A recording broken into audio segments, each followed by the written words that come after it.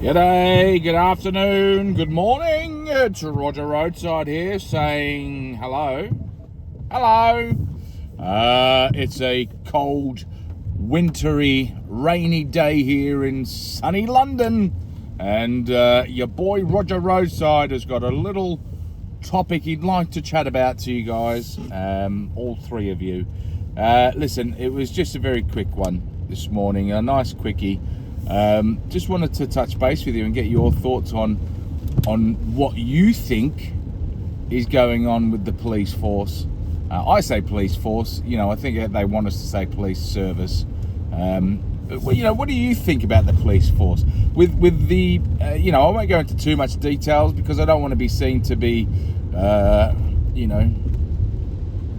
stating something wrong that I shouldn't be stating, but we all know the current situation that's happening, whereby there were lies that were told, whereby there was a group of football fans that weren't allowed to come in to the country and go and see a football match because of these,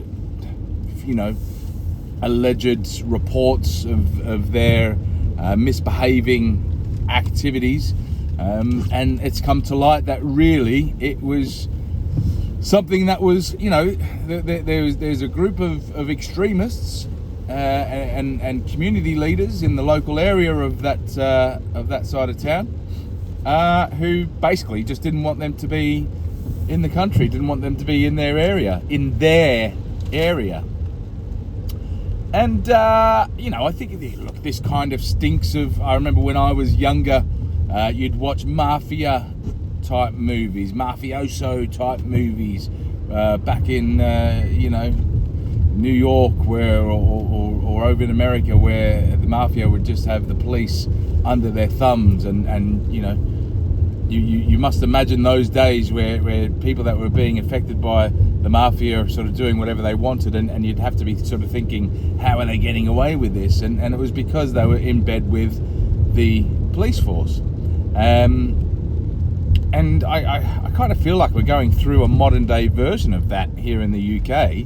I think it's fairly clear. I mean, I can't make specific allegations, but I think it's fairly clear from the examples that have recently gone on that there's some clear, distinct relationships that are causing certain people high up within the police force to do things that, logically they shouldn't be doing.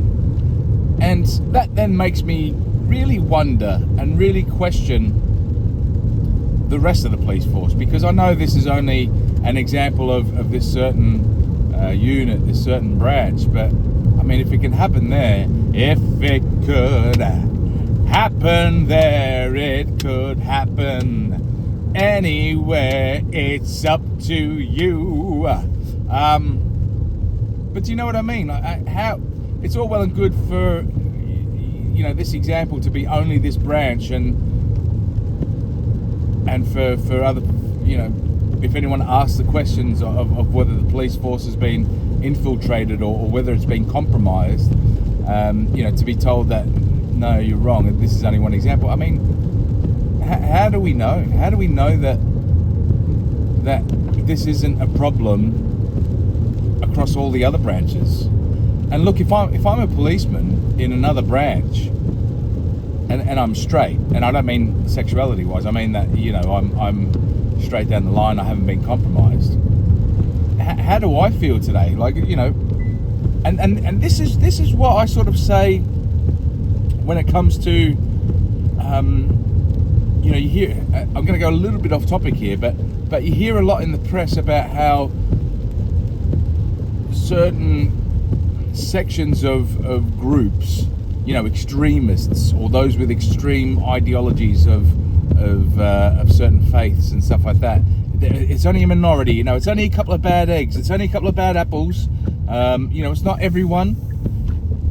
And that's all well and good. It's all well and good to say that it's only the minority and it's only a few bad apples. But do you know what I don't see? I don't see the other good apples standing up and saying, yeah, listen, we apologise for this. I know it's not necessarily us. We don't believe, I don't believe in this, in the way that they're going about it, even though we share the same apparent religious beliefs. But I don't believe in what they say, and I condemn them. And, I'll do everything I can to ensure that, this doesn't happen again. Or if I see anything about it that is similar to what's happening here, then I'll 100% flag it. I don't see anyone sort of coming out like that in those sort of circumstances, which sort of frustrates me. So, because I'm a big sort of believer in silence is consensus. If you're silent about, if you know wrong is happening, and you don't do anything about it or say anything about it, or it's all well and good to say, well, I didn't do it, and I wouldn't think of doing it, but what are you doing to prevent it from happening again when you're in those sort of circles? That's where I get a bit frustrated. So I then come back to this situation with the police force. If I'm a straight cop at the moment, you must be sort of going, hang on, how do we know that my current branch, that there's not higher ups in my current branch that have been infiltrated from these sort of extreme communities? If it was up to me, I'd be trying my best to investigate my own branch, as well as call for some sort of reconciliation for the branch that's been affected and infected from this situation.